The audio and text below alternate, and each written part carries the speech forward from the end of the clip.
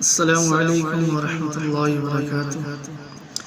اذکار المساء، شام کے اذکار۔ آج ہم سیکھیں گے اللہ کی حفاظت میں آنے اور شیطان کے دور ہونے کا نویں نسخہ۔ افضل یہ ہے کہ شام کے اذکار عصر سے لے کر عشاء تک پورے کر لیے جائیں۔ نوٹ: گنجائش ہے کہ شام کے اذکار عصر کے بعد سے صبح صادق سے پہلے پورے کر لیے جائیں۔ بسم اللہ الرحمن الرحیم۔ اللہ کی حفاظت میں آنے اور شیطان کے دور ہونے کا نویں نسخہ۔ آیت الکرسی۔ ایک بار پڑھیں۔ اللہ لا الہ الا هو، اللہ لا الہ الا هو الحی القیوم، لا تأخذه سنة ولا نوم، لا تأخذه سنة ولا نوم، له ما في السماوات وما في الأرض، له ما في السماوات وما في الأرض، من ذا الذي يشفع عنده إلا بإذنه، من ذا الذي يشفع عنده إلا بإذنه، يعلم ما بين أيديهم يعلم ما بين أيديهم وما خلفهم،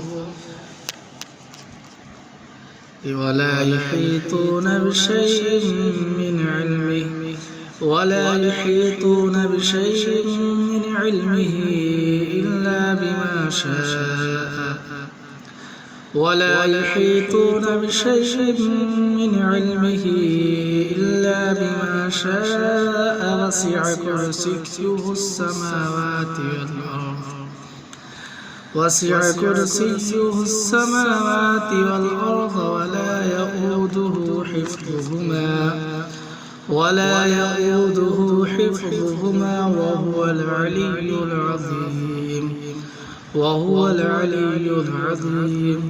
ترجمہ: اللہ وہ ذات ہے کہ اس کے سوا کوئی معبود نہیں، ہمیشہ زندہ رہنے والا ہے، تمام مخلوقات کو سنبھالنے والا ہے، اور نہ اس کو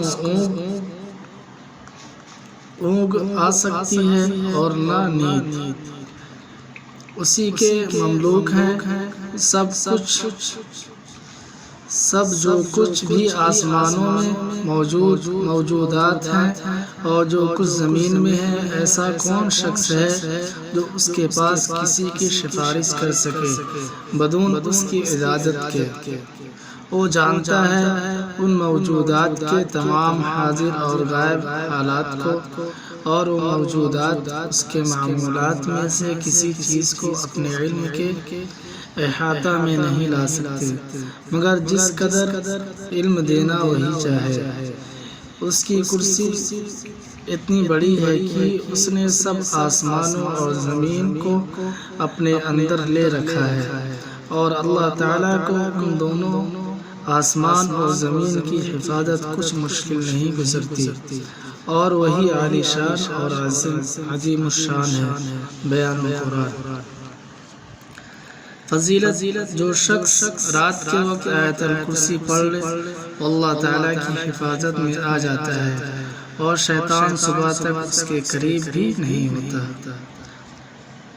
النظر البخاری مع الفتح، یہ حدیث ہے، اس میں بھی یہ حدیث کے اندر یہ موجود ہے۔ السلام علیکم ورحمۃ اللہ وبرکاتہ۔